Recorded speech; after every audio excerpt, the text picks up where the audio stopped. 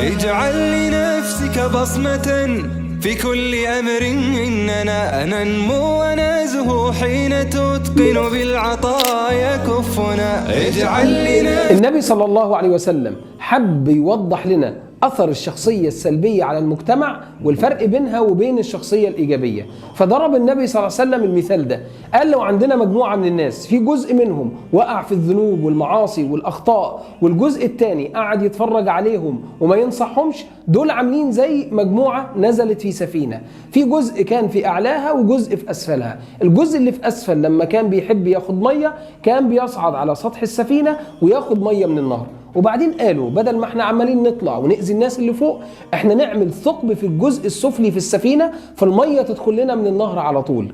النبي صلى الله عليه وسلم بيوضح الفرق بين الشخص الإيجابي والسلبي، بيقول فإن تركوهم وما أرادوا هلكوا جميعا. يعني المجموعة اللي فوق دي لو سابت المجموعة اللي تحت بدون ما تنصحها وتقول لها اللي بتعمليه ده غلط، مش المجموعة اللي تحت بس اللي هتهلك، لا ده كل أفراد السفينة هيهلكوا. قال وإن أخذوا على أيديهم نجوا جميعا. يعني المجموعة اللي فوق لو كانت شخصيات إيجابية ونصحت ووجهت وأخذت على أيدين الناس اللي تحت، فمش الناس اللي تحت بس اللي هتنجو، لا ده كل أفراد السفينة هينجوا. وهي كده الشخصية السلبية والإيجابية. الشخصية الإيجابية بتكون سبب لنجاة المجتمع ككل، والشخصية السلبية أثرها مش على نفسها بس، لا دي بتأثر سلبا على المجتمع ككل. شخصية النهاردة صحابي جليل من الشخصيات الإيجابية اللي لما شاف خلل راح وقدم النصيحة، قدم التوجيه بكل أدب وبكل رفق وبكل لين. تعالوا بينا نشوف عمل إيه الصحابي ده مع النبي صلى الله عليه وسلم.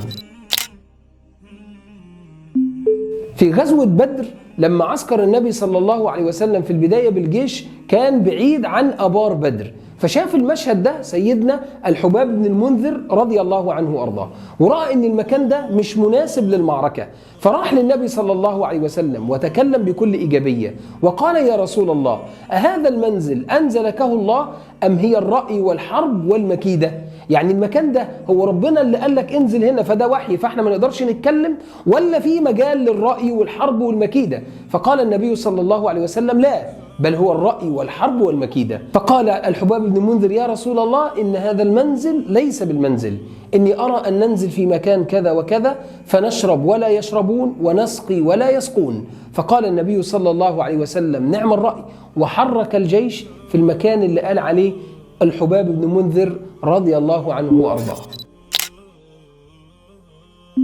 الحباب بن المنذر رضي الله عنه وأرضاه شخصية إيجابية ذات أثر في المجتمع، شخص اهتم ببناء ذاته عن طريق العلم وعن طريق الأخلاق وعن طريق العبادة والعمل الصالح، ولم يكتفي بذلك ولكنه بدأ يتحرك لما يشوف خلل انه ينصح، حتى ولو كان الامر ده مع النبي صلى الله عليه وسلم يروح بكل ادب. يا رسول الله المكان ده ربنا اللي نزلك فيه بوحي فاحنا ما ينفعش نتكلم، ولا في مجال لتقديم الرأي والمشورة والمشاركة؟ فالنبي صلى الله عليه وسلم يقول له لا، في مجال للمشاركة والمشورة، ده اجتهاد شخصي مني. فما كان من حباب بن المنذر الا انه قدم النصيحة وقدم التوجيه للنبي صلى الله عليه وسلم، وما كان من النبي صلى الله عليه وسلم الا ان يقبل. فكان ده سبب من أسباب انتصار المسلمين في غزوة بدر. فالشخص الإيجابي شخص مؤثر مش في المجتمع بس، ده أحيانا بيكون مؤثر في تاريخ الأمة بأكملها. اللي احنا عايزين نقوله النهاردة إن الشخصية اللي تهتم ببناء ذاتها فقط من الناحية العبادية والسلوكية والأخلاقية وتكتفي بكده دون أن تتحرك في المجتمع تنصح وتوجه وتغير المنكرات اللي موجودة حوالين منها، الشخصيات دي غير كافية لإنقاذ المجتمع، الشخصيات دي غير مؤثرة في المجتمع. أم المؤمنين تسأل النبي صلى الله عليه وسلم وتقول يا رسول الله أنهلك وفينا الصالحون؟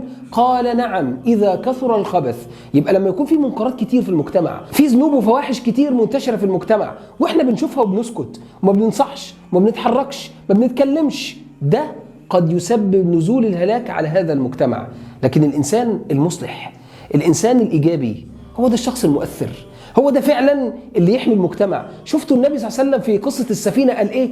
قال فإن أخذوا على أيديهم نجوا جميعا. والرب سبحانه وتعالى يقول وما كان ربك ليهلك القرى بظلم وأهلها مصلحون. يعني ربنا ما يهلكش المجتمع بذنوبهم ومعاصيهم ما دام فيهم أناس صالحون مصلحون يعملون بإيجابية على إصلاح المجتمع من حولهم. الأمر بالمعروف والنهي عن المنكر والدعوة إلى الله والتحرك في المجتمع بإيجابية دي صفة أساسية من صفات هذه الأمة. يقول الرب سبحانه وتعالى: كنتم خير أمة أخرجت للناس تأمرون بالمعروف وتنهون عن المنكر. ويقول الرب سبحانه وتعالى: ومن أحسن قولا ممن دعا إلى الله. ويقول النبي صلى الله عليه وسلم: الدال على الخير كفاعله. ويقول النبي صلى الله عليه وسلم: من دل على هدى كان له مثل أجر من تبعه غير أنه لا ينقص من أجورهم شيئا. فالشخص الإيجابي شخص مؤثر، الشخص الإيجابي شخص نافع. الشخص المسلم من طبيعته أنه يكون إيجابي. أنا مسلم يعني أنا داعية، أنا مسلم يعني أنا أأمر بالمعروف وأنهى عن المنكر، أنا مسلم يعني أنا بتحرك بإيجابية في المجتمع. الشخصية المؤثرة في المجتمع هي اللي بعد ما بتبني نفسها ذاتيا بالعلم والعبادة والأخلاق والسلوك الحسن تبدأ تتحرك في المجتمع بإيجابية، تنصح وتوجه وترشد وتاخد بإيدين الناس بصمة سابها سيدنا الحباب بن المنذر في حياتنا. وعشان يكون لنا بصمة في حياة غيرنا لازم نتحرك وننصح وندعو إلى الله سبحانه وتعالى.